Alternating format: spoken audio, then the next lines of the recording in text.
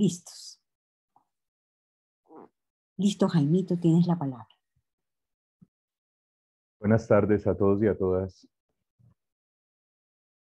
Tal vez sea este un tiempo para encarar la escritura y reconocer la urgente necesidad de encontrar, mediante signos escritos, el camino del pensar.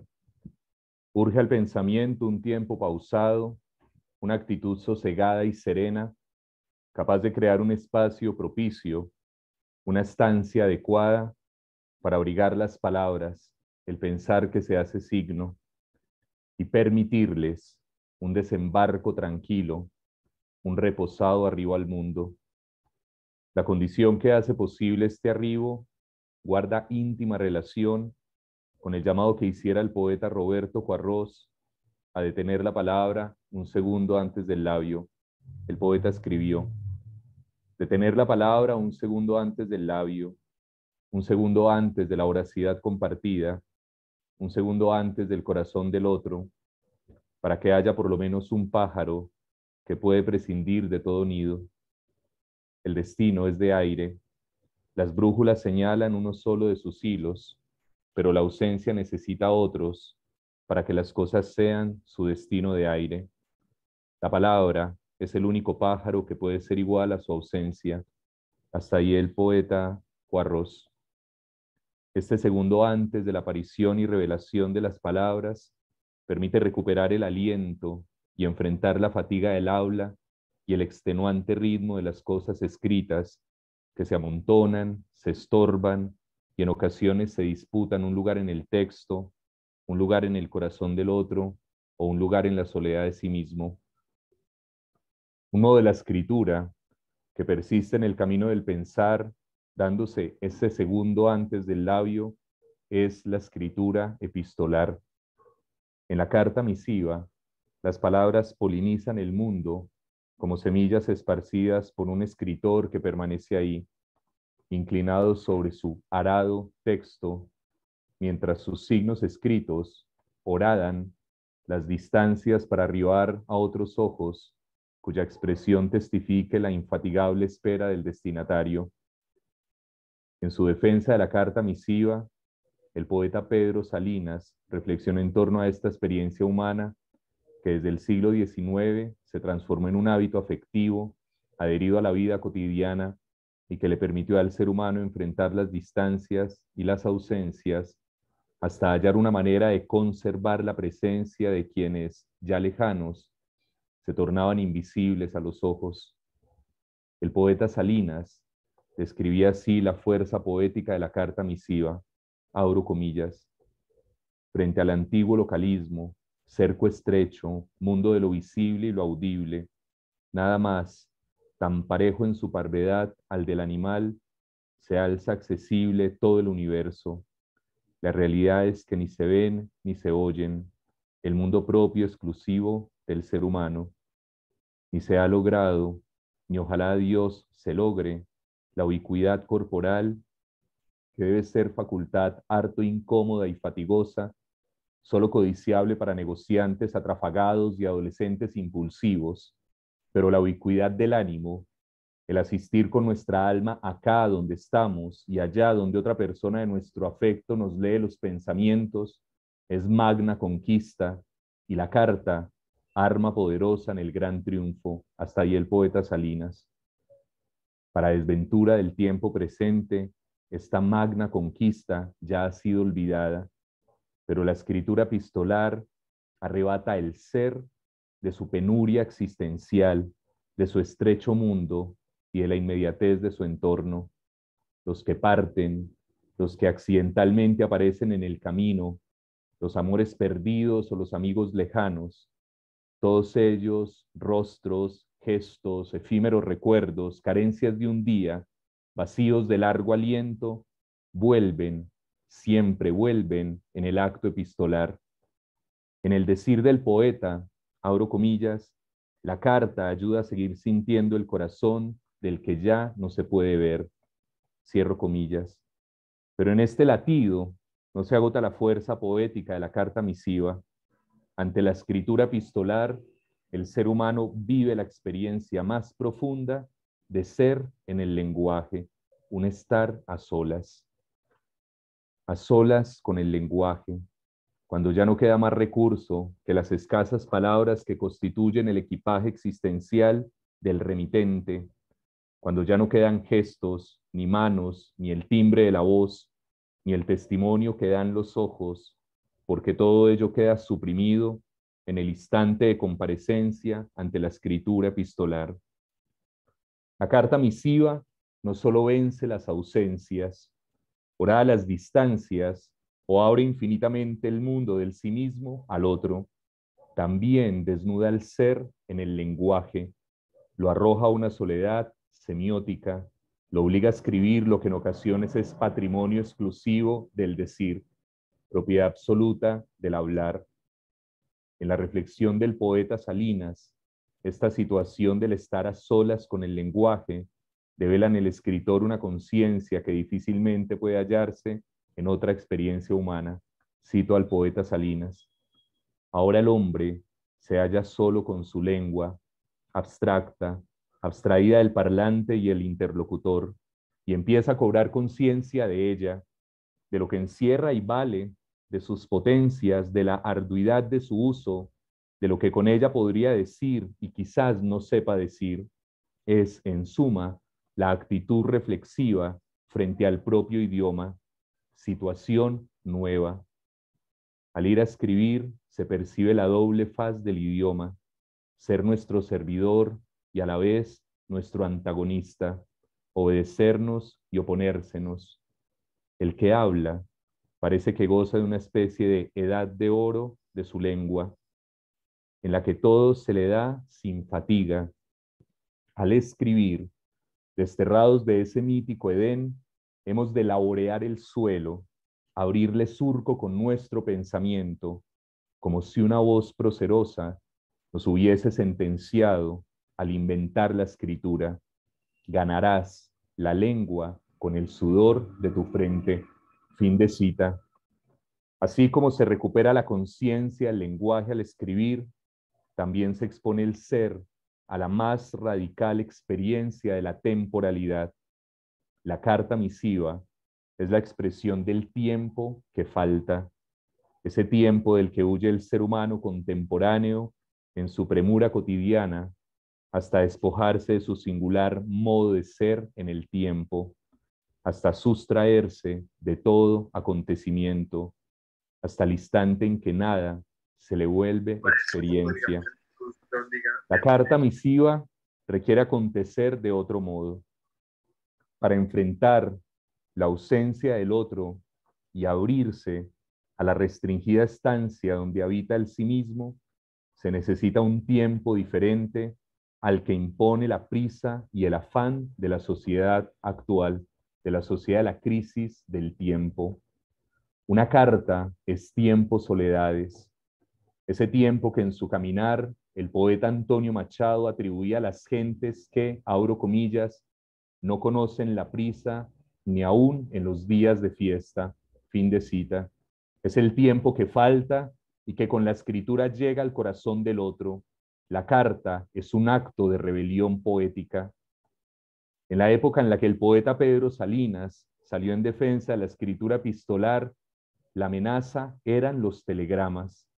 Hoy sería superfluo enumerar las múltiples manifestaciones que ocupan el lugar de lo que otrora fuera un telegrama.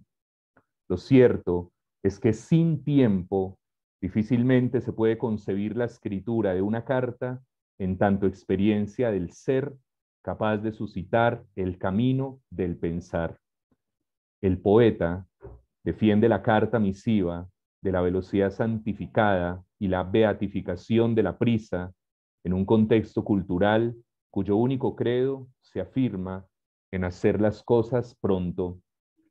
Cito de nuevo al poeta Pedro Salinas. De ahí las infinitas víctimas mudas e inermes, todos los productos de la mente y de la mano humanas feos, equivocados, imperfectos, dañinos, y que son así no porque no se podía hacerlos mejor, sino porque se empeñaron sus autores en que lo primero y principal era hacerlos deprisa. Hay que arrancar horas al tiempo, como se arrancan margaritas del prado, y para lo peor, para echárselas a los cerdos. Si algún mote se ha ganado este siglo, en lo que lleva consumido de años, es el de siglo chapucero, porque todas las cosas que había que hacer bien las ha hecho de mala manera, chapuceramente, y en cambio ha realizado a la perfección las cosas que no había que hacer, ni bien ni mal. Y ahí está la chapuza mayor de todas, de las que salen las demás, el empezar por no distinguir lo que había que hacer de lo que no. Perfección resplandeciente de la bomba atómica, la tan bien hecha, la tan amorosamente cuidada, la que se atrae todas las envidias, la archichapuza moral y humana, la única sarcástica paradoja en que no se admitió trabajo chapucero. Fin de cita. ¿Por qué resplandece aún el brillo de la bomba y poco o nada fulgura ya la luz de la antorcha ritual o de la casa natal? ¿No será que este tiempo, chapucero en todo, no aprendió la elemental distinción que despierta la meditación del poeta? La carta misiva no puede apresurarse en su escritura. No es esta experiencia de ser en el lenguaje la que se hace deprisa, la que arrastra con el mote, sentencia o estigma del siglo que vio morir al poeta Salinas y que es similar a este nuevo siglo que padece la misma enfermedad crónica, el afán que viene de atrás, la prisa que viene de lejos, eso que empuja al ser a la vana oquedad de todos los días. La carta misiva, esa alteridad radical que exige otro tiempo, es también una meditación en torno a lo que queda de la escritura íntima y una lucha, una radical batalla contra la banalidad y la vanidad de lo que cae de las manos en el acto de escribir. Cuando lo escrito abandona ese rincón íntimo que lo vio nacer, lo mejor que le puede pasar a la palabra nacida para ser leída es lo que acontece con la carta misiva, que siempre hay alguien que está esperando en intimidad lo que nuestras palabras tienen por decir. De ahí que la pregunta ineludible aprendida de la escritura epistolar y que debería interpelar el sentido de todo esfuerzo escritural sea: ¿en quién se piensa al momento de escribir? ¿A quién se dirige el acto de escribir? Esta mujer de la pintura de Johannes Vermeer se acerca a la ventana con la carta entre sus manos. La escena es íntima y el instante pictórico revela un tiempo destinado única y exclusivamente para la lectura. En su rostro se dibuja la presencia de quien acortó las distancias y horadó las lejanías, quien revivió el camino que partió del estar a solas con el lenguaje y terminó en la otra orilla del tiempo que es el otro, el destinatario absoluto de los signos escritos, el horizonte inefable de las palabras que emprendieron un largo viaje. La composición objetual de la pintura. Voy a hacer una pausa mientras pasa este enorme camión recogiendo el tiempo hecho basura.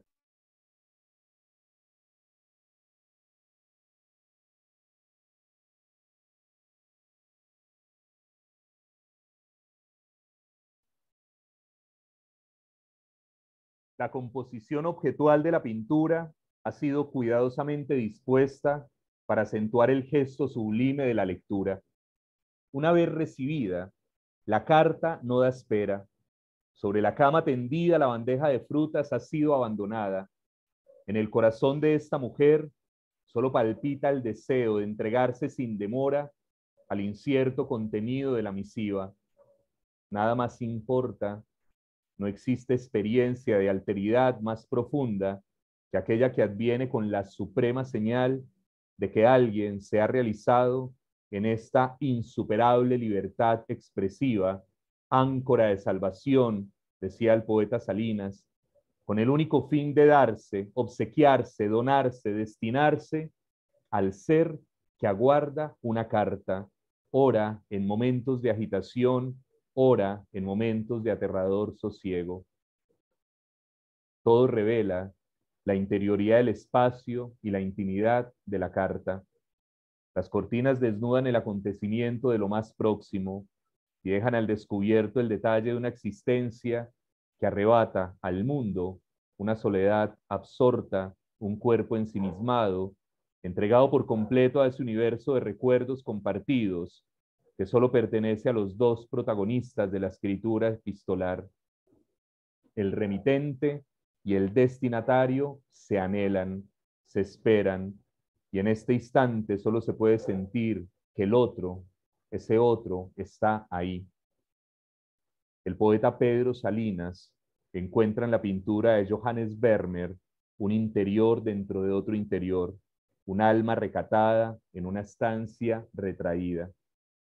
Una carta, tan solo eso, una carta, transforma la estancia humana en espacio interior. Y hoy, en estos tiempos de crisis del tiempo, necesitamos recogernos, ser como si fuéramos remitentes y destinatarios de ese espacio interior del lenguaje epistolar, para pensar, para dar cuenta de lo que acontece, para superar esta crisis. Recibida la carta, el mundo se realiza como entrañable ser de soledades compartidas. La carta es la materia escrita en la cual retorna la constelación de los pronombres de la intimidad. Hace posible el encuentro cercano entre los signos escritos y los ojos distantes, entre los murmullos presentes y esos silencios que a veces no son tan lejanos. La carta es la materialización de un deseo de alteridad, pensamiento íntimo, apertura a la soledad esencial y ruptura con esta falta de tiempo, con esta fatal falta de tiempo que está a la base de la crisis ambiental. Ante la carta, el afán no cuenta. La carta se sabe interior pausado. Una vez ahí, en la interioridad humana, en el adentro de la conciencia reunida en torno a una carta, la esencia de la escritura epistolar se encuentra con el camino del pensar íntimo. El pensar ambiental es intimidad del pensamiento. La escritura epistolar es proximidad, cercanía, invitación a la demora, a tomarse el tiempo frente a la ventana y sentir el gozo de la espera. Yo guardo silencio al momento de escribir y tú guardas silencio al momento de leer, en este caso, al momento de escucharme, detrás de la pantalla que imaginamos sea una ventana. Te escribo, te leo, abrigado por el deseo de estar a solas con el lenguaje, y me pregunto, ¿quién eres? ¿A quién estoy dirigiendo estas palabras, estos signos que se han tomado este segundo antes del labio? Para que existas, debo darte un nombre, un rostro, una historia. Para que sientas este escrito, este instante, este momento, debo crear un tiempo compartido. Debo hacerme parte de una misma época, evocar un dolor que nos haga comunes. La crisis es un dolor común. Para que recibas esta carta, este instante, en este momento, con esta palabra, quiero esbozar un lugar, quiero imaginar tu morada, reconocer los caminos que me llevan hasta tu casa, detrás de la pantalla ventana, y percibir la densidad de las nubes que cubren de melancolía los días y luego desaparecen en las frías noches. Quiero imaginar que estás a la espera de mi correspondencia, como quizás estabas a la espera de esta cátedra, y que de vez en cuando te sientas frente a la pantalla ventana con la esperanza de ver llegar a alguien, quizás sea yo, con un gajo de papeles bajo el brazo, con una nueva palabra. Quiero imaginar que tienes un paraguas junto a la puerta y que si es una tarde de lluvia, como las últimas tardes, saldrás a recibirme allí donde empieza la cerca. Sobre la mesa, sobre tu mesa, han sido ver esa vieja vasija de barro que llevaste contigo cuando fuiste al pueblo por última vez. Era día de mercado. Habías estado caminando por el bazar junto a la plaza y decidiste comprar la vasija, lo recuerdo. Esa tarde te prometí que te escribiría, que compartiría contigo lo que he venido pensando en torno a una ontología fundamental de la crisis. No lo he olvidado. Después de nuestro furtivo encuentro, empecé a esbozar mis ideas. Tracé una bitácora que me permitiera guiarme cuando decidiera aislarme y enfrentar la tarea de escribirte esta carta cátedra. Pero ha pasado mucho tiempo desde aquella tarde. Te ayudé a subir las cosas a la carreta y mientras ensillabas tu caballo, que otra vez se resistía, tuviste un duro impasse con aquel hombre de ojos desorbitados, rostro agobiados y manos trémulas, que exhortaba a los mortales a permanecer fieles a la tierra. Su pensar evocaba la voz de un mítico personaje llamado Zaratustra. Cito: mirad, yo os enseño el superhombre. El superhombre es el sentido de la tierra. Diga vuestra voluntad, sea el superhombre el sentido de la tierra. Yo os conjuro, hermanos míos, permaneced fieles a la tierra y no creáis a quienes os hablan de esperanzas sobreterrenales. Son envenenadores, lo sepan o no. Son despreciadores de la vida. Son moribundos y están ellos también envenenados. La tierra está cansada de ellos. Fin de cita. Los despreciadores de la vida. Fue eso lo que despertaste en él cuando te vio descargando toda tu ira contra el animal y golpeabas su lomo hasta desgarrar su piel. Quien enseñaba al superhombre lloraba abrazado a tu caballo. Su dolor era sincero. No quería soltarlo y parecía pedirle perdón. Fue un acto simple y sublime a la vez. Conmovido ante el dolor del animal, que es el dolor de la vida, este hombre expresaba la lealtad radical hacia la vida. De esta experiencia surgió el deseo de Belatar, de componer el caballo de Turín, la morada poética de la que imagino tú has nacido. Una voz en off recreaba el preludio de tu aparición en este mundo imaginario. Cito la voz en off de la película El caballo de Turín de Belatar, donde nace el personaje a quien hoy dirijo esta carta. Detrás de la ventana, detrás de la pantalla, cada uno de nosotros es ese personaje que está sentado en este instante mirando una pantalla que imagino yo quiero que sea una ventana. Comillas, en Turín, el 3 de enero de 1889, Friedrich Nietzsche salió de su casa en el número 6 de la avenida Carlo Alberto, tal vez para caminar, tal vez para ir a la oficina de correos, a propósito, a buscar su correspondencia. No muy lejos, o en realidad muy poco lejos de él, un cochero tenía problemas con su caballo que se había empacado. A pesar de todos sus esfuerzos, el caballo se negó a moverse. Después de que el cochero, Giuseppe Carlo Ettore, perdió la paciencia y tomó el látigo, Nietzsche se abrió paso entre la multitud y puso fin a la brutal escena del cochero, que a esas alturas echaba espuma con rabia. El sólidamente construido y bigotudo Nietzsche sube de repente al coche y echa sus brazos alrededor del cuello del caballo, sollozando. Un vecino lo llevó a su casa, donde se tiende tranquilo y silencioso en el sofá durante 2 días hasta que murmura inarticuladamente sus últimas palabras, después de las cuales quedó mudo. Madre, soy un tonto. Y vivió otros 10 años sereno y alienado al cuidado de su madre y de sus hermanas. Del caballo no sabemos nada. Fin de la voz en off que abre la película El caballo de Turín, la última obra del director Belatar, lugar, morada poética del que nace este personaje imaginario, el señor Oldorfer, a quien dirijo esta carta cátedra. Yo guardé silencio, contemplé lo que pasaba y hoy te confieso, al recordar la actitud de aquel hombre, que no he dejado de preguntarme qué es lo que hemos olvidado del decir de Zaratustra, por qué nos ha costado tanto, tanto comprender que existe un mar en el que todavía podemos ahogar nuestro desprecio por la vida.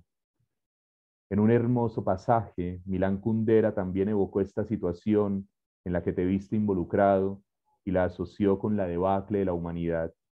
Recuerdo el pasaje, abro comillas: sigo teniendo ante mis ojos a Teresa, sentada en un tocón, acariciando la cabeza de Karenin y pensando en el debacle de la humanidad. En ese momento recuerdo otra imagen. Nietzsche sale de su hotel en Turín, ve frente a él un caballo y al cochero que lo castiga con el látigo. Nietzsche va hacia el caballo y ante los ojos del cochero se abraza su cuello y llora.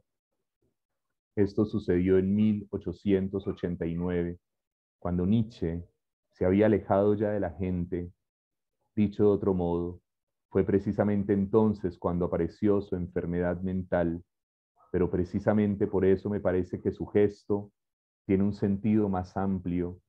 Nietzsche fue a pedirle disculpas al caballo por Descartes.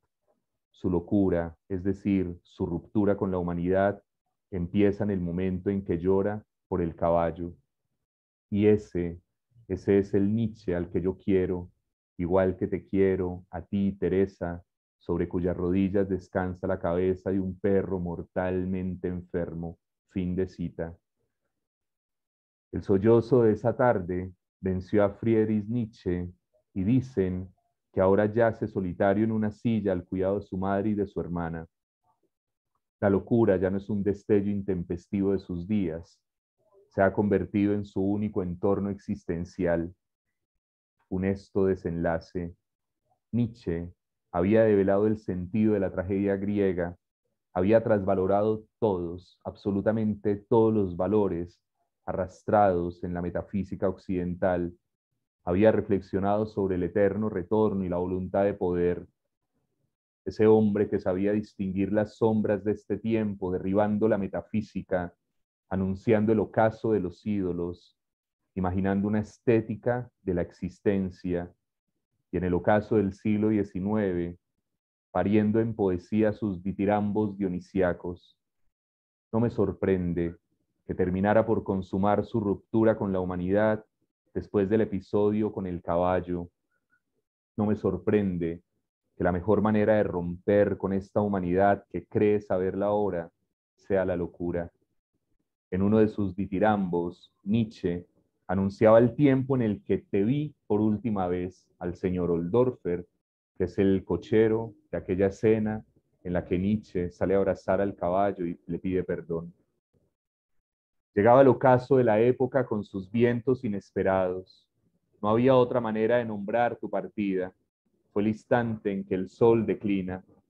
Poema de Nietzsche en ditirambos a Dionisos.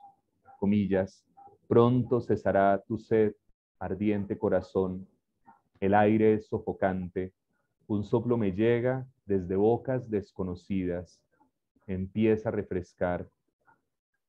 Mi sol ardía sobre mí a mediodía. Bienvenidos seáis, vientos inesperados, fríos espíritus del atardecer. Pasa la brisa extraña y pura. Me estará haciendo guiños la noche con su oblicua mirada seductora. Mantente firme, valiente corazón, pero no preguntes por qué. Fin del poema de Nietzsche. ¿Acaso, si te mantenías firme cuando el soplo proveniente de bocas desconocidas trajo consigo el ineluctable sino trágico de la existencia expuesta al ocaso de esta civilización? Los fuertes vientos te hicieron el guiño hacia tu propia noche. Seducido por su extraña sinfonía, emprendiste el camino de regreso a casa. Tu hija te estaba esperando. Esa tarde el cielo era signo de una premonición. No puedo dejar de evocar que cuando se llevaron a Nietzsche, consternado y abatido, tú, señor Oldorfer, terminaste de ajustar las correas y mientras te subías a tu coche, me dijiste que todo parecía como un grabado de Goya. Esta tarde es una tempestad, me dijiste, que anuncia los tristes presentimientos de lo que ha de acontecer, y todos somos los que de rodillas Elevamos súplicas al cielo sin saber que los dioses ya nos han abandonado. Si no lo recuerdo mal, fue eso lo que me dijiste. Tu voz tenía un tono macilento, las palabras caían marchitas de tu boca.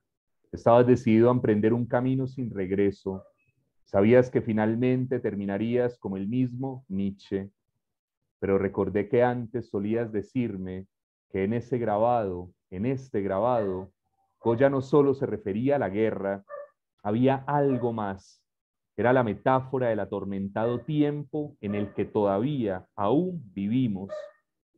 Tiempo del desamparo, tiempo de la orfandad, tiempo de la catástrofe, tiempo metáfora que permitía abrigar este sentimiento de intemperie que hoy erosiona tanto la experiencia de ser en el mundo. Y si bien la serie de 82 estampas dibujadas por Goya tenía por título Los desastres de la guerra, tú, señor Oldorfer, acentuabas la palabra desastre más que la palabra guerra. Y sí, tenías razón, se trataba del desastre, pues tiempo después comprendí que la guerra era tan solo una manifestación concreta del desastre, que te cuento, hace un par de cátedras entendimos que desastre es perder la estrella, perder la compañía del cielo estrellado.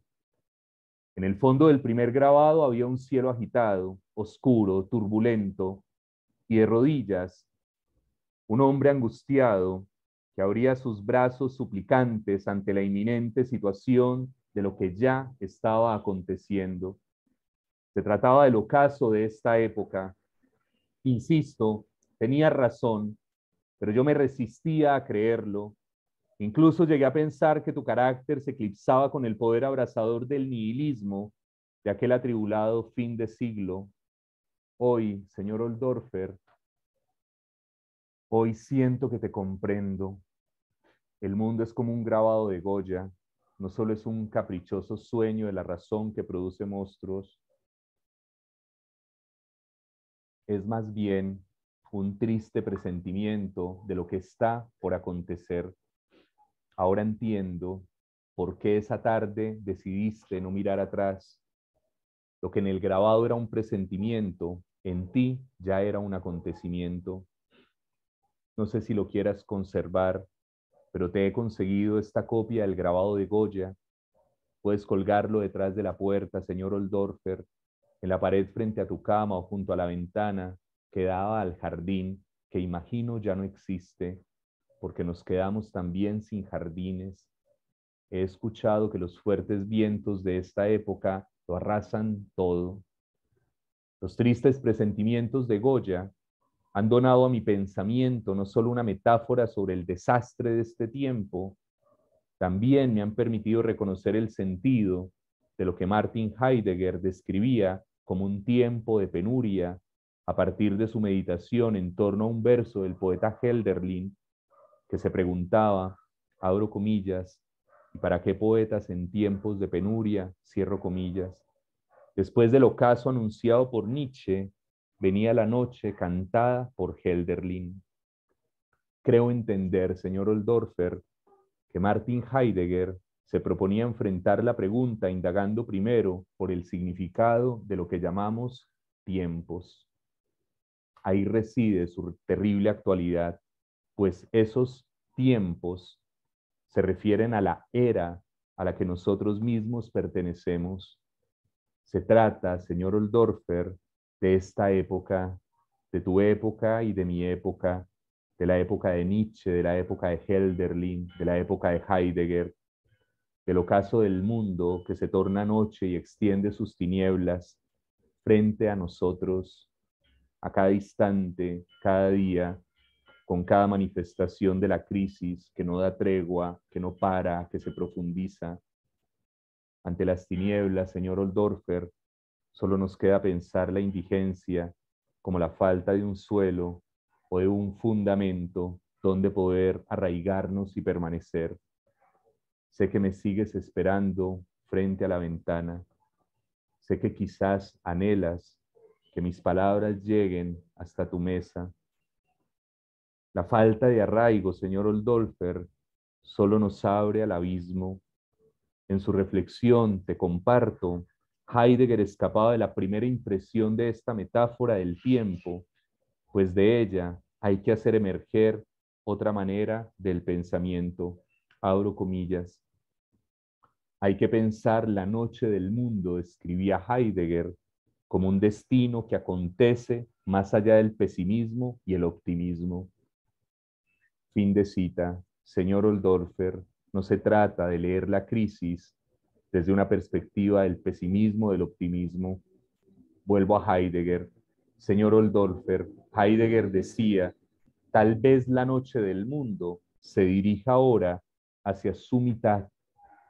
Tal vez la era se convierta ahora por completo en un tiempo de penuria, pero tal vez no, todavía no, aún no, a pesar de la inconmensurable necesidad, a pesar de todos los sufrimientos, a pesar de un dolor sin nombre, a pesar de una ausencia de paz, a pesar de la creciente confusión. Fin de la cita de Heidegger.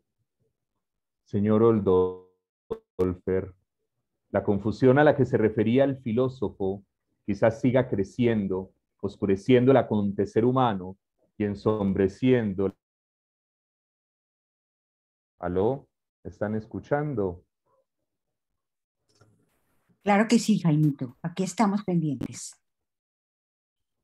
Sí, sí, lo Señor escuchamos. Oldorfer, gracias. La confusión a la que se refería el filósofo quizás siga creciendo, oscureciendo el acontecer humano y ensombreciendo la experiencia de ser.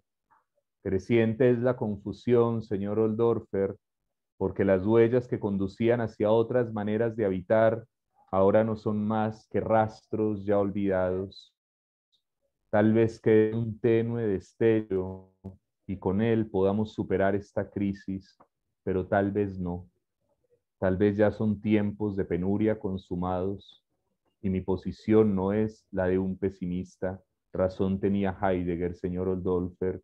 Leer la crisis es mucho más que pararse entre pesimistas y optimistas. La creciente noche ha desbordado el cauce de la medida humana, que no es otra que aquella que deviene de su relación con la tierra, con la vida, con el habitar. Ante este desbordamiento, la noche del mundo se acerca a lo que Martin Heidegger llamó la medianoche, allí donde solo reina la penuria. Te recuerdo el pasaje, señor Oldorfer. Cuanto más se acerca la noche del mundo a la medianoche, tan más exclusivamente reina la penuria, de tal manera que escapa a su propia esencia. Fin de la cita de Heidegger. Señor Oldorfer, la penuria es aquello que nos gobierna. En el cauce etimológico de esta palabra se revela la escasez, la falta de lo esencial, la insuficiencia de lo necesario para vivir. Pero a diferencia del canto del poeta Hölderlin en torno al abandono de los dioses, yo pienso, señor Oldorfer, con sinceridad y sin pena, que esta penuria no reside en la huida de los divinos. Esa ausencia no es la que despierta nuestro asombro ante la penuria. Estos tiempos no son de penuria, o más bien, señor Oldorfer, estos tiempos son de penuria, más allá del rastro tenue de lo que nos vincula con lo sagrado. La penuria nos habla de la escasez humana, de la miseria del ser humano frente a sí mismo, frente al otro, frente a la naturaleza. Nos falta lo esencial para vivir y lo esencial en el ser humano no reside solo en sus dioses. Sus dioses son importantes, pero no son la totalidad de nuestra esencia. Lo esencial al ser humano es la tierra, el cielo, los otros, la estancia compartida, el lugar profano y no solo el lugar que llamamos sagrado. Señor Oldorfer, no sé si es concebible la idea de un ser humano sin dioses, pero lo que radicalmente es impensable, me es impensable, es nuestra vida sin arraigo, sin una porción de mundo donde levantar la morada. Yo quizás me puedo imaginar la vida sin religarme a los cielos, pero no me cabe la vida, ni siquiera en imaginación, sin arraigarme a los suelos. Orar viene después de habitar. De eso estoy seguro, señor Osdorfer. Lo que está en riesgo en estos tiempos de penuria es el habitar, incluso más allá que el creer. Es en la inmanencia donde se pone en juego el sentido esencial de lo humano, señor Oldorfer. La trascendencia es una de las muchas estancias de la imaginación, pero no la esencial condición del ser humano que está en crisis. El ser solo florece en la inmanencia. Quizá por ello habrá que hacer un esfuerzo más por comprender lo que venimos siendo en estos tiempos tan largos de penuria. Y quizás la mano del poeta Reinel María Rilke, más que del poeta Hölderlin, nos ayude a comprenderlo, nos ayude a ser comunes, señor Oldorfer. En la misma meditación en torno a la pregunta ¿para qué poetas en tiempos de penuria? Heidegger se preguntaba si Rilke era un poeta que canta o no a la penuria. Abro comillas. ¿Es Rilke un poeta en tiempos de penuria? ¿Qué relación guarda su poetizar con la penuria del tiempo? ¿Hasta dónde se acerca al abismo? ¿A dónde llega el poeta, suponiendo que llega hasta donde puede hacerlo? Rilke experimenta más claramente la penuria del tiempo. Los tiempos no son solo de penuria por el hecho de que haya muerto Dios, sino porque los mortales ni siquiera conocen bien su propia mortalidad ni están capacitados para ello. Los mortales no son dueños de su esencia. La muerte se refugia en lo enigmático. El misterio del sufrimiento permanece velado. No se ha aprendido el amor, pero los mortales son en la medida en que hay lenguaje. Todavía se demora un canto sobre su tierra de penuria. Hasta ahí, señor Oldorfer, un pasaje de Heidegger en torno a Rilke. De la esencia, solo sabremos al estar a solas con el lenguaje. El lenguaje, es la cantera y no solo la morada, donde encontramos el ser y develamos su misterio aquí y ahora, en esta tierra donde al florecer nos hemos marchitado. Al respecto, señor Oldorfer, ese hombre que hiciste llorar y abrazarte a tu caballo, Nietzsche, declaraba en el Decir de Zaratustra un amor profundo a quienes te reconocen en la tierra. Te recuerdo el pasaje, señor Oldorfer, abro comillas, yo amo a quienes, para hundirse en su ocaso y sacrificarse, no buscan una razón detrás de las estrellas, sino que se sacrifican a la tierra para que ésta llegue alguna vez a ser de lo que él llamaba enigmáticamente el superhombre. Fin de cita. Una razón detrás de las estrellas, señor Oldorfer, solo puede venir en el desastre. Lo contrario es enfrentar la vida, darse a ella, hundirse en el ocaso y preparar una estancia en esta, nuestra morada, último aliento. Si los dioses quieren seguir siendo un signo entre nosotros, hay que sentirlos como gestos poéticos. Se lo aprendí recientemente a Joseph Campbell. Dioses nacidos en las profundidades del lenguaje y arrojados al lecho de nuestras angustias, dioses con alma humana. Quisiera que comprendieras, señor Oldorfer, lo que quiero decirte. La escasez, como esencia de la penuria, resides en el modo de habitar la tierra, como seres de la inmanencia en franca conciencia de nuestra finitud. La eternidad no es misterio, que al descifrarse nos revele nuestra esencial condición. Es más bien la muerte la que nos enrostra el sentido de esta intemperie. Que seamos finitos es lo que allana el camino hacia toda comprensión del ser, incluso de su crisis. No nos queda mucho tiempo, ni como civilización, ni como cultura. Nuestra finitud está delante de nuestra crisis. Después de detenerse en los sonetos a Orfeo, Heidegger pensaba que el poeta Rilke nos conducía por una huella distinta a la que nos indicó Hölderlin en su cantar. La huella, señor Oldorfer, que traza el camino hacia el desocultamiento de los tiempos de penuria, Habla de una indigencia humana, de su ocaso y de su noche, de espaldas al abandono de los dioses, de los desocultamientos que nos permitirían franquear la entrada hacia nuestra propia esencia en el lenguaje. El vivir constituye, junto al habitar, las únicas huellas a las que podremos volver a abrazarnos y con sinceridad de pensamiento sentir la intimidad de lo que somos. Pero a veces, señor Oldorfer, yo me he dado cuenta en mi propia fragilidad, en mi propia limitación, que estamos huyendo de esas huellas, que no nos dejamos tocar, que nos estamos escondiendo de lo más elemental y de lo esencial, que tenemos una montaña de trivialidades sobre nosotros. Al reconocernos desde este presente, se nos oculta la experiencia del habitar, y en este ocultamiento olvidamos la íntima relación con el dolor, la muerte y el amor. Tres palabras que yo siento, señor Oldorfer, que ya tendrían que empezar a hacer camino en nuestros pequeños, muy pequeños espacios, en estos rincones de pensamiento, donde hoy escribo una carta. Recordé este pasaje de Heidegger para compartírtelo. Abro comillas. El tiempo es de penuria porque falta el desocultamiento de la esencia del dolor, de la esencia de la muerte y de la esencia del amor. Es indigente hasta la propia penuria porque rehúye el ámbito esencial al que pertenecen dolor, muerte y amor. Hay ocultamiento en la medida en que el ámbito de esa pertenencia es el abismo del ser, pero aún queda el canto que nombra la tierra.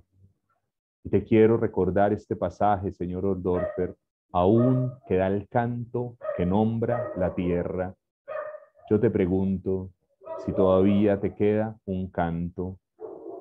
Exhortados por una época que profundizó la penuria y nos despojó del habitar, solo el prestar atención a la poesía, señor Oldorfer, como asunto esencial del pensar, nos podría permitir volver a abrazar lo esencial en medio de esta intemperie. Por eso hoy decidí escribirte una carta. En un retorno sereno y meditativo a la naturaleza, podremos comparecer a lo que nos permanece oculto. Heidegger, señor Oldorfer, cuenta que en una carta desde Musot, Rilke trazó el vínculo entre la penuria, el riesgo y la naturaleza. Te cuento que hace un par de semanas la pregunta por el riesgo nos hizo pensar, abro comillas, como la naturaleza abandona a los seres al riesgo de su oscuro deseo, sin proteger a ninguno en particular en el surco y el ramaje, así, en lo más profundo de nuestro ser, tampoco nosotros somos más queridos, nos arriesga. Solo que nosotros, más aún que la planta o el animal, marchamos con ese riesgo. Lo queremos a veces, hasta nos arriesgamos más que la propia vida, al menos un soplo más. Eso nos crea, fuera de toda protección, una seguridad, allí donde actúa la gravedad de las fuerzas puras, lo que finalmente nos resguarda en nuestra desprotección y el que así la volviéramos hacia lo abierto, cuando la vimos amenazar para en algún lugar del más amplio círculo, allí donde nos toca afirmarla. Fin de cita. Enigmático pasaje, señor Oldorfer, pero yo creo que más que entendido lo he sentido. Tú hallaste el camino de regreso a casa en medio de esta metafórica noche, mientras yo me dediqué a seguir la exhortación de Heidegger, que me ayudó a leer los signos de la crisis de este tiempo, y ahora escucho el decir de los poetas que cantan en la intemperie.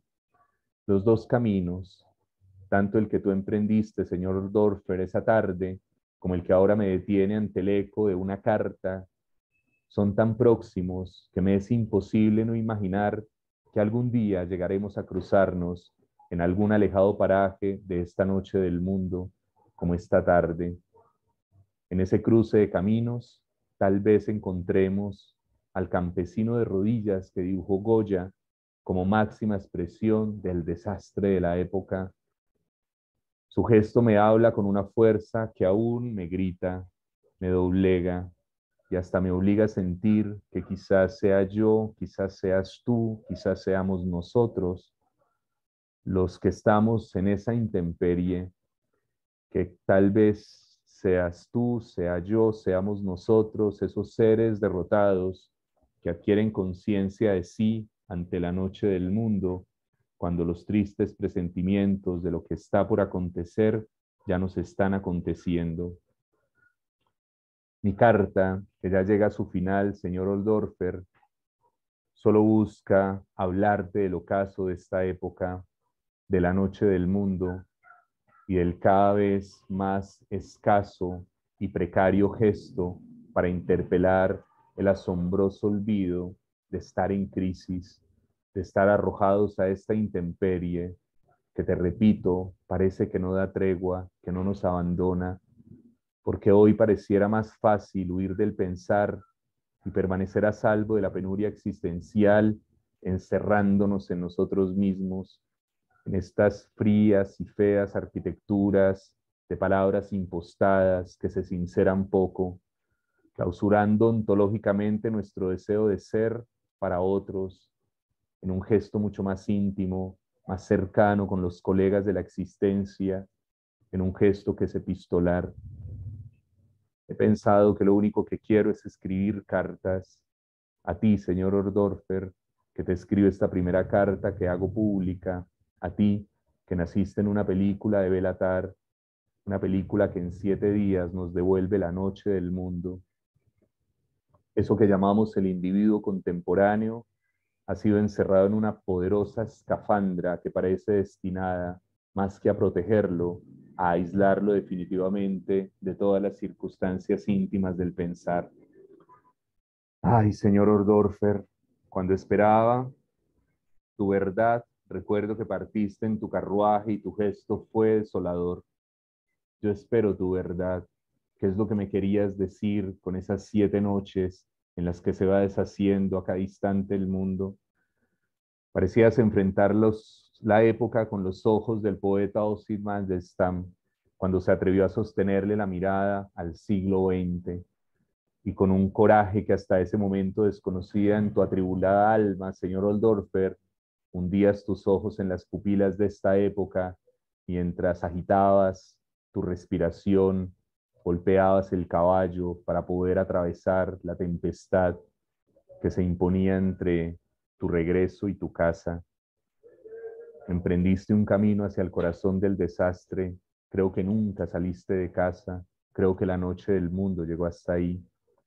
El solitario árbol que sobre el pequeño domo de aquel yermo paisaje te había indicado dónde echar raíces, se había convertido en el límite entre tu casa y el mundo. Yo me quedé contemplando tu partida y presentí que cuando nos volviéramos a encontrar, el mundo estaría próximo a su final y ese viejo árbol ya no testificaría la fuerza del viento que tanto agitó esa tarde. Es el fin, querido señor Oldorfer.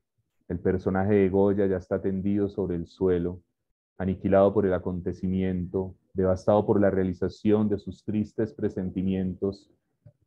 Las súplicas no le han servido de nada y la escena nos tiene que recordar a ambos, a ti y a mí, la pregunta que se hiciera Blas Pascal y que nunca nos permitió impugnar el sino trágico de esta civilización. Esta misma pregunta, señor Oldorfer, la compartí en una cátedra hace un par de semanas. ¿Qué quimeras, pues, el hombre? A Pascal lo evocabas habitualmente y me insistías en la asombrosa vigencia de tus palabras. Tu voz era lo suficientemente afligida en ese tiempo como para olvidar la fuerza expresiva de estos pensamientos. ¿Qué quimeras, pues, el hombre? Señor Oldorfer, imagino que hay momentos en que sientes que nunca llegaré, que me perderé por el sendero, que olvidaré la señal que me habías enviado, que quizás no veré el árbol ni encontraré el puente sobre la quebrada, o simplemente no sabré distinguir la fachada de tu casa, el pozo de agua ni el establo, o que tal vez terminaré confundiendo el promontorio detrás del huerto y tu rostro con uno de los obreros que escuchan a Janusz Baluszka en la taberna de las armonías Wermeister, esa otra película de Béla Tarr. Te confieso que después de la guerra, o más bien en medio de esta guerra que no termina, mis ojos están un poco nublados y ya suelo confundir los caminos incluso de regreso a mi propio cuartel de invierno. Las trincheras y las fosas, los objetos perdidos de los desterrados y las desoladas arquitecturas del campo han alterado mi relación con el paisaje. Yo ya no sé si pueda recordar cómo llegar hasta tu casa para dejarte esta carta. Aquella tarde de los tristes presentimientos inició con los vientos fuertes que lo arruinaron todo. Nunca más pudiste volver al pueblo. Te quedaste en tu casa. El caballo terminó muriendo. Se resistió a comer. El pozo se secó. Los gitanos nunca regresaron. El fuego se apagó y permaneciste sentado en la mesa frente a tu hija, observando cómo todo se desvanecía.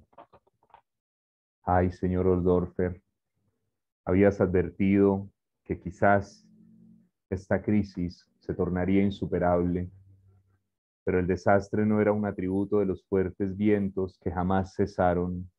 A veces no somos capaces de leer ni los signos de la tierra. El desastre era una consecuencia de nuestra acción en el mundo.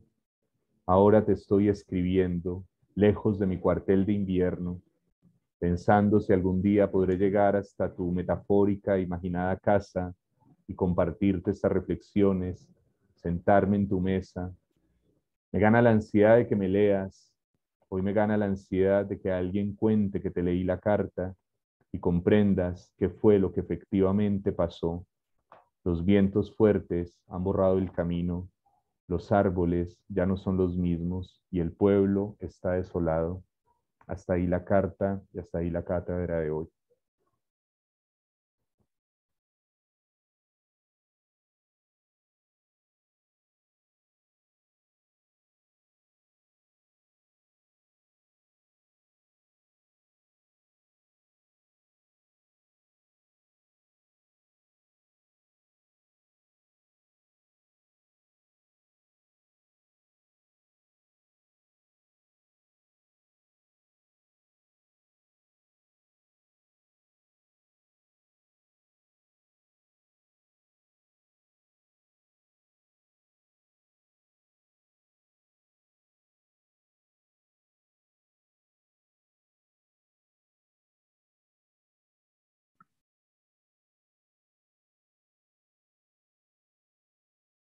Había unas personas que habían levantado la mano para preguntarte algo, Jaime. Eh, yo les sugerí que cuando terminaras lo hicieran. Entonces vuelvo y los invito a que si quieren preguntar algo, comentar algo, pues lo hagan. Y todos los que estamos acá en este momento.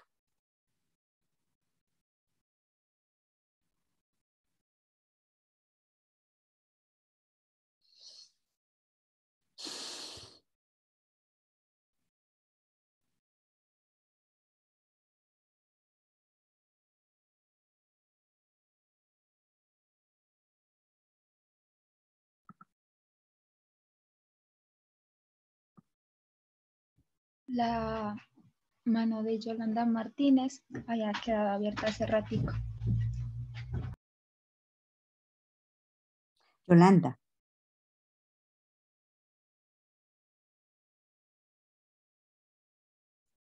me da la impresión de que ya... Yolanda,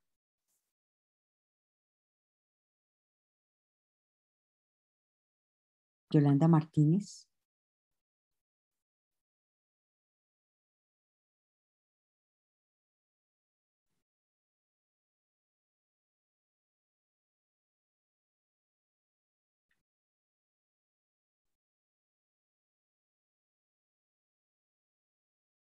Yolanda, creo que otra persona había levantado la mano.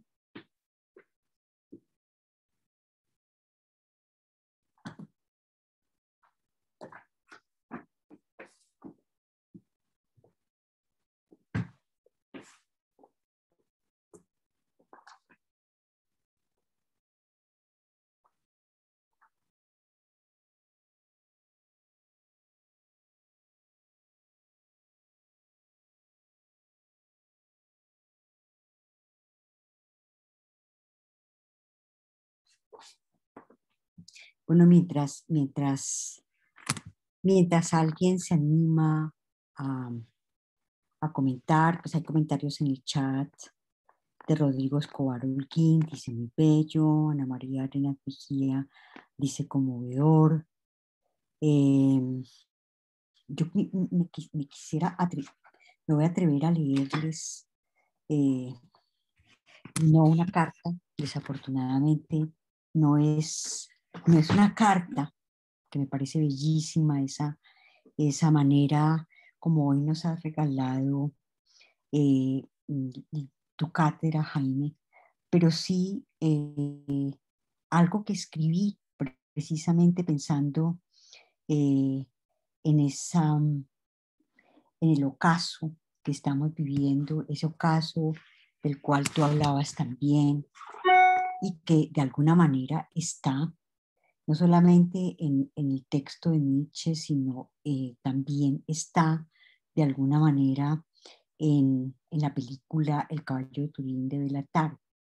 Cuando tú citabas a Nietzsche, comillas, mirad, yo os enseño el superhombre es el sentido de la tierra, diga vuestra voluntad, sea el superhombre el sentido de la tierra.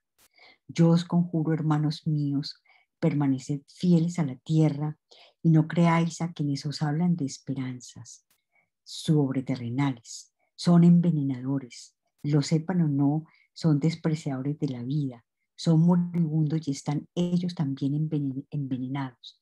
La tierra está cansada de ellos, ojalá desaparezcan. En otro tiempo el delito contra Dios era el máximo delito, pero Dios ha muerto y con él han muerto también esos delincuentes.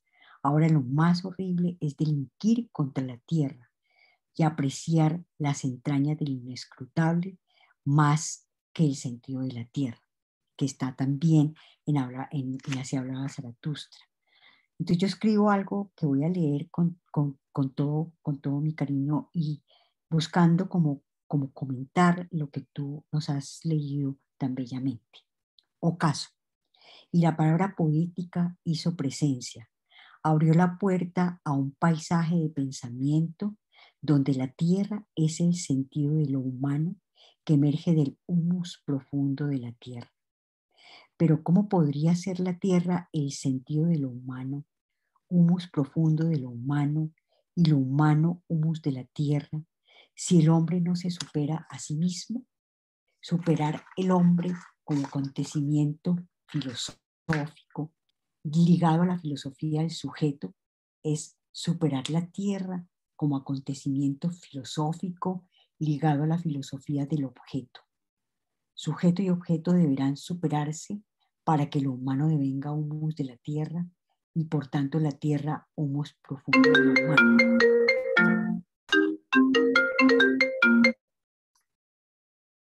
Superar al hombre no tiene que ver con cantidad, cualidad, negación o afirmación. Es pausar, hacer una epogé, recogiendo lo que nos hablabas también en la primera cátedra. Disolver, olvidar, despojar, deconstruir el sujeto y el objeto como acontecimientos que han marcado el ritmo de la relación humano-naturaleza. Es retornar como Ícaro a la casa, a la tierra natal. Sin embargo, el retorno de Ícaro fue y está siendo caída mortal. Su padre Dédalo, el cretense más ingenioso y creativo, el hombre maduro que había aprendido a construir técnica con prudencia y serenidad en consideración de los límites de la naturaleza, que a partir de errores, muchos de ellos mortales, había llegado a comprender que la prudencia y la serenidad tenían que guiar la creación técnica del hombre. Fracasó mortalmente. Para escapar del laberinto que Dédalo mismo había construido en la isla donde corría en peligro por causa del Minotauro, construyó unas alas para él y otras para su hijo Ícaro. Conocedor de las leyes de la naturaleza, Dédalo pegó las alas con cera, de tal manera que pesaran lo suficiente para que los dos pudieran volar cómodamente, ni muy cerca del sol, pues su calor podría derretir la cera, ni muy cerca del mar, pues el agua podría también despegar las alas. Mientras le colocaba las alas a Ícaro, Dédalo no cesó de advertirle que volara prudente y serenamente. El italiano Andrea Sacchi, en su Ícaro de 1650, que nos los mostrabas en una sesión pasada, expresa la ternura y el amor de Dédalo por su hijo, la manera tranquila como lo mira, la esperanza de su obediencia. Solo quiere salvar a su hijo y salvarse a sí mismo del peligro inminente a partir de una técnica sabia y prudente, pero que transgrede las leyes de la naturaleza humana, la técnica de la naturaleza que ha permitido volar a algunos seres vivos. El joven Ícaro es sin duda la joven civilización occidental, la decisión filosófica metafísica que toma el pensamiento clásico griego emergente del Mediterráneo y la creencia judeocristiana emergente de la media luna de las tierras fértiles en la existencia de un mundo supraterrenal, celestial, real y único, al cual deberá tender Occidente, despreciando la tierra, la naturaleza, los cuerpos, la vida matérica. Pero Ícaro, como lo expresa la pintura de Peter Paul Rubens de 1636, desobedeció las sabias advertencias de su padre y el calor del radiante sol derritió la cera de sus alas, cayendo al mar sin que su padre, atrozmente angustiado, pudiera salvarlo. Los límites de la naturaleza fueron transgredidos por el joven que en su deseo de volar lo más alto posible no tuvo en cuenta las sabias advertencias del ingeniero cretense. La puesta del sol es inminente. El Ícaro moderno ha disfrutado en muy poco tiempo la fiesta fáustica de la dominación de la tierra. El poder ha enseguecido al sujeto moderno. La crisis de la vida como expresión radical de la crisis civilizatoria está emergiendo cada vez con más fuerza mientras el sol llega a su ocaso. El sol es la luz de la razón del sujeto moderno, ordenándolo todo, construyendo un imperio que, como el del rey sol, no tenga límites. Sin embargo, el radiante sol del mediodía es también la esperanza de su ocaso. La noche va emergiendo del día y al amanecer todo despierta, agradeciendo el sueño, el reposo, la pausa. Un tiempo circular, oblicuo, reptante, dibujado en las profundidades de la tierra. Un tiempo sedimentado en cada grieta de la montaña. Un tiempo geograficado, una geografía vivida en los cuerpos de la tierra.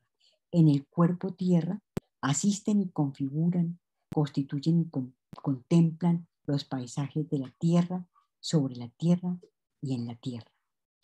Comillas, el superhombre es el sentido de la tierra, nos decía Nietzsche, y ello supone el ocaso del hombre, el ocaso de una concepción de lo humano, de una concepción de lo humano por encima de la tierra. La fugacidad del hombre en la tierra está en relación directamente proporcional con la fugacidad del sujeto en la filosofía. Solo 300 años occidentales, cronológicos, y ya la filosofía del sujeto y del objeto, pues no hay sujeto sin objeto, así como no hay objeto sin sujeto, llega a su ocaso. El hombre, categoría pretendidamente universal, emergente de una cultura que decidió escindirse de la tierra, es una reducción. Va dejando de ser un humus para convertirse en domos, pero aún así es posible su retorno a humus. Aún así, construyendo su morada en colectividad, en vecindario con otros, Zaratustra afirmó: el hombre es algo que debe ser superado. Sin embargo, la esperanza de poder superar el hombre hace que luego de esta afirmación, Zaratustra pregunte: ¿qué habéis hecho para superarlo? Urge el ocaso de lo humano para superar lo humano. Es el ocaso trágico y jovial del ídolo, el dios de Occidente, la razón y por tanto el sujeto.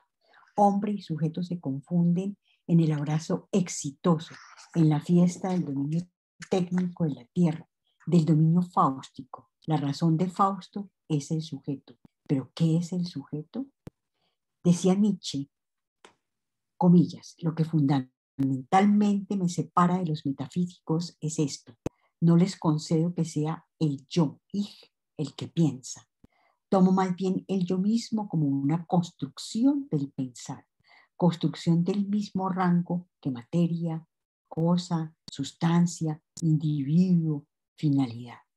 Número, solo como ficción reguladora, regulative fiction, gracias a la cual se introduce y se imagina una especie de constancia y por tanto de cognoscibilidad en el mundo del devenir.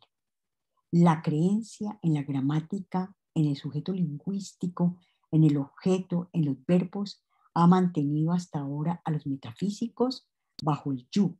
Yo enseño que es preciso renunciar a esa creencia.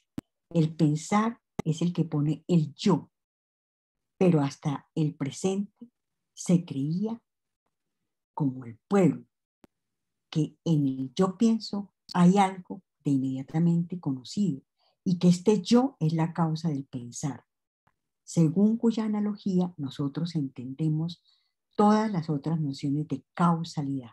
El hecho de que ahora esta ficción sea habitual e indispensable no prueba en modo alguno que no sea algo imaginado, algo que puede ser condición para la vida y sin embargo falso. Cierro comillas, Nietzsche. El hombre es entonces una ficción. Zaratustra propone la superación de esta ficción. Comillas, permaneced fieles a la tierra, no creáis a quienes os hablan de esperanzas sobreterrenales. Son envenenadores, lo sepan o no. Cierro comillas. Si el hombre es el sujeto, el superhombre será aquel que se libera del sujeto para retornar a la tierra, aferrándose a ella, ser fiel a ella.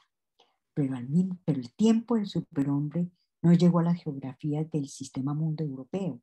El siglo XX comenzó con la catástrofe más intensa creada por el hombre, la guerra mundial. El proyecto de la razón positiva, universal y unificadora se realizó exitosamente en el delirio fáustico de la industria de la guerra, que a su vez industrializó la barbarie de Occidente y se expandió de manera atroz a la tierra misma, como industrialización de la muerte de la tierra para fines de obtener una permanente victoria sobre las fuerzas incontenibles de la naturaleza. La razón científica superó toda posibilidad de límites éticos y políticos. Por supuesto, la filosofía neopositivista sustentó mejor que nunca y acudiendo a la monología, a la avidez de los industriosos, a la ambición de los que bailaban la fiesta de la desmesura, el progreso y el cálculo de los estados-nación modernos, a este sustento monológico se le siguió llamando epistemología. Y por supuesto todo saber otro, toda forma de conocer diferente a la de la relación sujeto-objeto, no sería aceptada como conocimiento ni mucho menos como verdad. La relación entre conocimiento y verdad se convirtió rápidamente en sujeto de poder, es decir, en discursos fundamentados en una sola lógica con pretensiones de universalidad. Ante una verdad universal, comenzó a ser necesaria una defensa de esa verdad como universal. Todo aquello que no respondiera o aceptara dicha verdad sería expulsado de la alta iglesia del neopositivismo. Esto fortaleció la guerra, ahora mundial, significaba una guerra industrializada, donde el mundo que no cupiera en el sistema mundo occidental, moderno, eurocentrista, monológico, sería declarado enemigo de este sistema mundo. Luego de la primera vino la Segunda Guerra Mundial, que ya Goya, ¿no es cierto?, estaba anunciando en ese grabado que nos mostraste ahora, que acabó de organizar el sistema mundo occidental, moderno, eurocentrista. Resultado de esta nueva organización, la unicidad de pensamientos, las categorías universales de sujeto, objeto, desarrollo, progreso, dominio del mundo, ahora se expandían al universo. El hombre en su vuelo hacia el conocimiento universal tendría como objetivo final durante el siglo XX el dominio del universo. Las guerras Ahora serían entre planetas, sistemas solares y galaxias. La NASA y Hollywood juntos en la misión más importante emprendida por la humanidad, el hombre noroccidental moderno y blanco, el descubrimiento, control y dominio del universo, se confunden. Cada una podría estar financiada por la otra para que la ficción del sujeto universal se convirtiera en fantástica realidad. La espectacularización de la vida comenzó a formar parte de un proceso aún más doloroso, su mercantilización. Gracias a la tecnología, el sentir, mirar, tocar, degustar, escuchar se expandió estéticamente. Nuevos dispositivos hicieron posible esta expansión. Ícaro volaba fáusticamente cerca del sol. Mientras sus alas se derretían, el arte se escindió de la tierra, alcanzando a Ícaro. Al verlo retornar, el arte asumió la postura de Dédalo. Mantuvo un vuelo sereno. No olvidó que había emergido de la tierra, que era la manera de hacer de la naturaleza creadora, que era la única posibilidad de retornar a casa y que la experiencia vivida era una experiencia eterna y fugaz. La eternidad en un instante, como lo afirmaban William Blake, solo es posible habitando poéticamente esta tierra. Hasta ahí lo que quería leer como una manera de comentar un poco esa bella carta que tú le escribes al señor Goldolfer, ¿no? Que es uno de los personajes más dolorosos que uno haya podido conocer en el film de Béla Tarka.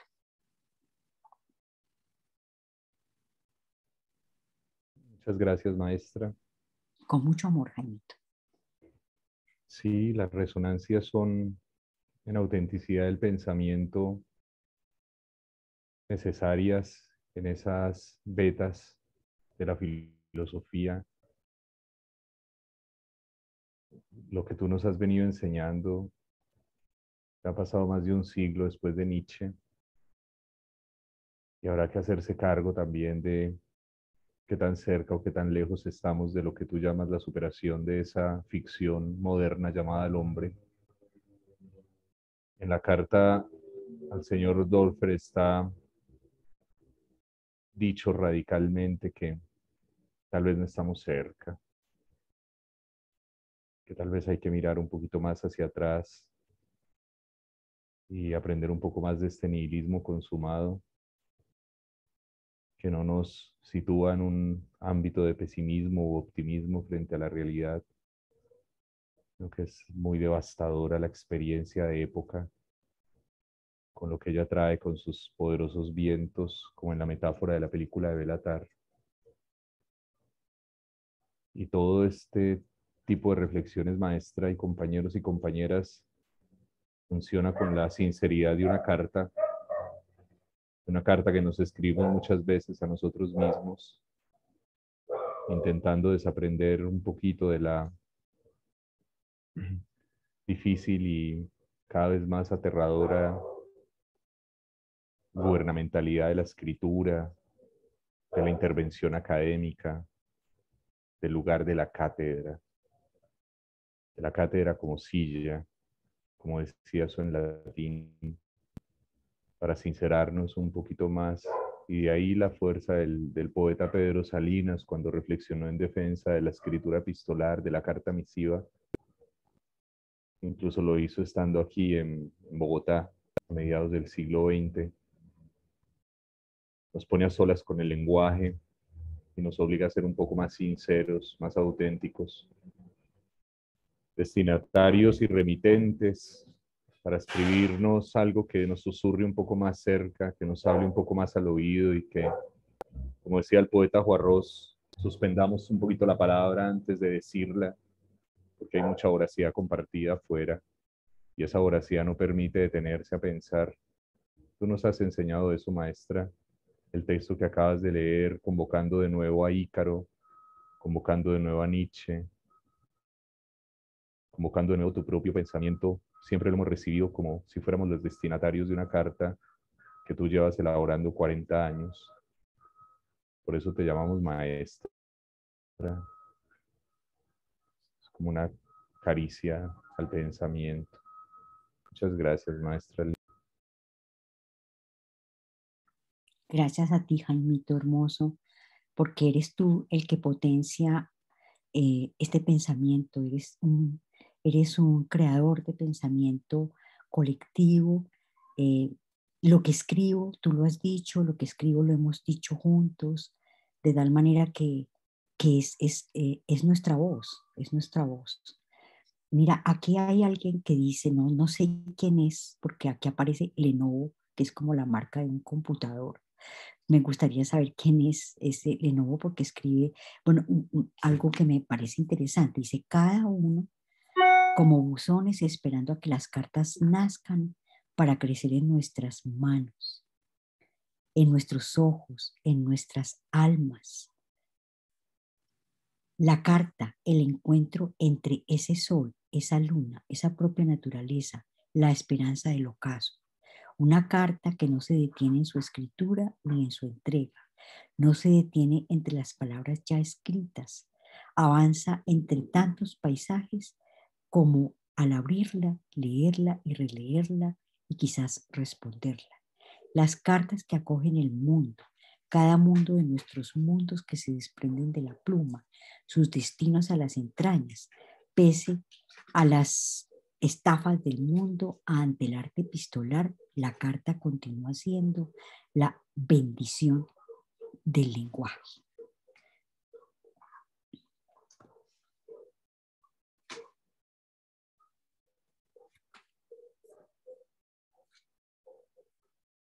Y dice Rodrigo Escobar Holguín, amigo querido, que te saludo con mucho, mucho afecto.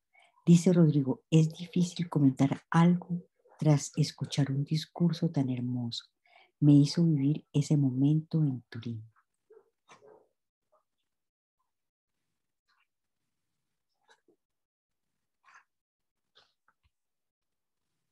Bueno, yo creo que es momento entonces de recogernos, maestra, y preparar nuestro último encuentro dentro de 8 días. Cada uno sí es un buzón esperando que esas cartas puedan nacer para crecer, crepitar en nuestras manos y parecernos a la pintura de Johannes Vermeer. Como que destinar un tiempo para sentarnos frente a la ventana, como tantas veces le pasó a la hija y al señor Oldorfer en la película de Bela Tarr, hacerse hacia el tiempo que queda como un buzón. Aquí hay otro comentario que me parece importantísimo de Rodrigo Escobar. Dice, durante mucho tiempo los progresos técnicos no tenían mucha importancia para la vida en la Tierra. Al pasar de las armas arrojadas con la mano al arco y la flecha no significó una gran diferencia por su efecto en la naturaleza. Nos acostumbramos a esa insignificancia inicial de los progresos técnicos mientras nos íbamos haciendo más y más poderosos. Ya no es posible esa inocencia. Ahora, unos pocos hemos aprendido que cada paso adelante puede tener efectos devastadores y hay que meditarlo muy bien. Y además, que hay una vinculación íntima entre todos los seres que nos hace responsables en la comunidad de la vida terrestre.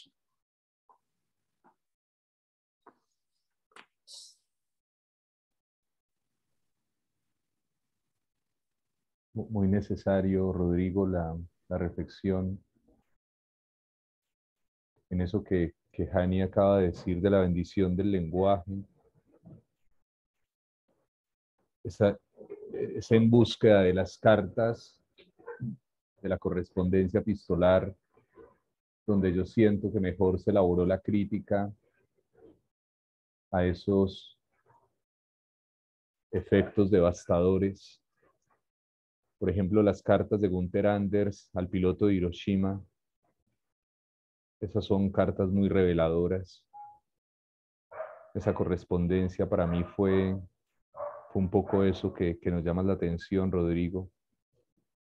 Una bendición del lenguaje que terminó siendo una crítica a toda esta acostumbrada manera de leer, de recibir los progresos técnicos y sus efectos devastadores.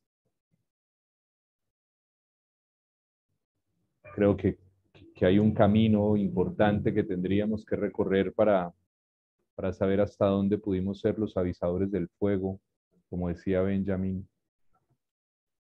de esta vinculación terrible con la técnica devastadora y con el olvido de la vinculación hermosa y sublime con la naturaleza, y es el camino epistolar, a revisar las cartas escritas por pensadores y pensadoras de todos los tiempos, ahora que los proyectos editoriales están poniendo su atención también en esas escrituras que son tan íntimas, como la carta a una sociedad carta que fue acusación a una sociedad industrial de un indio Lakota en pleno encuentro sobre la tierra. Lo que se puede encontrar en las cartas es tal vez un poco más de lo que se pueda encontrar en los grandes y a veces aparatosos discursos de lo que llamamos pensamiento crítico, o con la necesidad de volver al lenguaje epistolar es eso. A quien le escribimos nuestras comprensiones de mundo cuando tienen estos afanes de meditarlo, afán que no contradice la meditación, más bien deseos de meditarlo. Yo he venido leyendo cartas, he venido sugiriendo que escribamos cartas, que nos hagamos, como decía jocosamente el poeta Pedro Salinas, vivan las cartas, muerte al telegrama, decía él en los años 50. Es imposible, decía Salinas, imaginarse un mundo sin cartas, sin carteros, sin correspondencia. Yo creo que ahí en la carta, en ese lenguaje que a veces hemos dejado de lado, es posible hallar meditaciones profundas como las que nos sugiere Rodrigo. Bueno, mi querida maestra,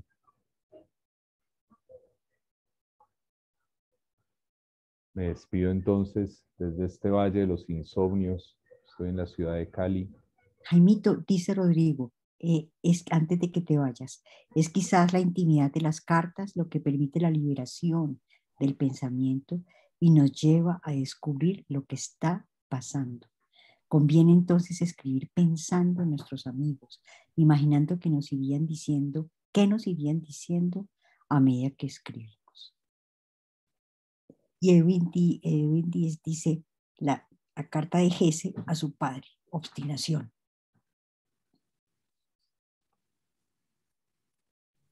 Bien. Sí, recuperar lenguaje epistolar para dar cuenta de la crisis y escribirnos entre nosotros mismos, ya que quizás no nos leímos en nuestros discursos más elaborados. Escribirnos entre nosotros mismos, tal vez algún día volvamos a esos cajones donde guardamos la correspondencia y demos cuenta con un poco más de intimidad de lo que pasó en la época. Bueno, infinitamente agradecido otra vez por la atenta escucha, por haber convertido esta pantalla en una ventana, por haber recibido esta carta al señor Oldorfer como si fuera para cada uno de ustedes, por haber sido la mujer detrás de la ventana de Johannes Vermeer. Nos vemos para el cierre de la cátedra el próximo miércoles. Ojalá pueda estar yo desde mi tierra natal, desde la montaña que tanto anhelo, desde mi cuartel de invierno. Un abrazo y los quiero y las quiero mucho. Gracias, Jaimito. Un abrazo para ti. Dice Catalina Toro, volvamos a las cartas. Muchas gracias, Jaime. Dice Salomé Quintero, mil gracias. Hermosas cartas. Bueno, esto es una invitación a esa intimidad de la carta y a ese decirnos las cosas, escribirnos, que es una manera de entregarnos al otro. Muchas gracias, Jaimito. Un abrazo. Gracias Un a todos. abrazo. Muchas gracias por el compartir. Gracias, un abrazo, un gusto escucharlos a todos. Gracias, gracias como Jaime, como siempre. Un placer escucharte. A ti, Cata, a ti. Un abrazo. Inmensos abrazos a ambos. Gracias, Gabrielito. Gracias, Gabriel. Gracias, maestro. Gracias y abrazos. Y Hernando viene. Muchas gracias a todos. Quedé muy conmovida. Hernando, tiene el micrófono cerrado.